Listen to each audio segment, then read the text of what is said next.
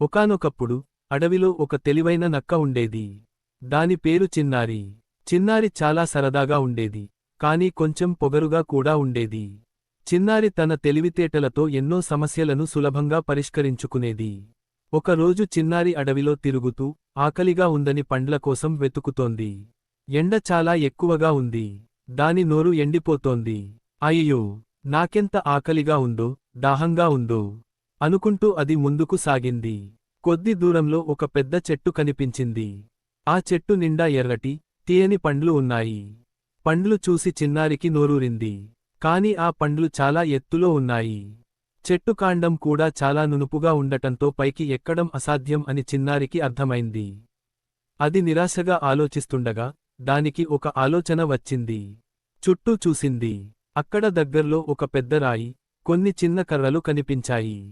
చిన్నారి ఆ రాయిని నెమ్మదిగా చెట్టు దగ్గరికి తోసింది. ఆ రాయి చాలా బరువుగా ఉండటంతో చిన్నారికి చాలా కష్టం అనిపించింది. కాని పండ్ల మీద ఆశతో అది బలంగా తోసింది. రాయిని చెట్టుకి ఆనించింది. ఇప్పుడు పండ్లు అందుకోవడానికి మరో సమస్య ఉంది. రాయి ఎత్తు సరిపోలేదు. అప్పుడు చిన్నారి తన తెలివిని ఉపయోగించి కింద పడి ఉన్న కొన్ని గట్టి కర్రలను ఏరింది. వాటిని రాయి పక్కన నిలబెట్టింది. వాటిపై ఎక్కడానికి ప్రయత్నించింది. కొన్ని కర్రలు పడిపోయాయి, కాని చిన్నారి ఓర్పుగా ప్రయత్నించింది. చివరకు అది కర్రలను ఒక నిచ్చెనలా పేర్చింది. చిన్నారి ఆ రాయి మీదకి ఎక్కి కర్రల నిచ్చెనపై జాగ్రత్తగా అడుగులు వేస్తూ పైకి జంప్ చేసి కొన్ని పండ్లను అందుకుంది. అది పండ్లను కోసుకుని కిందకి దిగి ప్రశాంతంగా తిని తన ఆకలి తీర్చుకుంది. ఆ పండ్లు చాలా తీయగా, జ్యూసీగా ఉన్నాయి. చిన్నారికి చాలా సంతోషం వేసింది. దాని తెలివికి అది చాలా గర్వపడింది. నేను చాలా తెలివైన నక్కను. ఏ సమస్యకైనా పరిష్కారం ఉంటుంది, కాకపోతే కొంచెం ఆలోచించాలి అని అది తనలో తాను అనుకుంది. అడవిలోని ఇతర జంతువులు కూడా చిన్నారి తెలివితేటలను మెచ్చుకున్నాయి.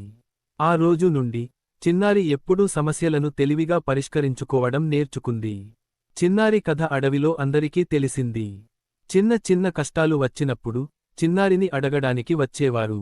చిన్నారి కూడా ఎప్పుడూ సహాయం చేయడానికి సిద్ధంగా ఉండేది.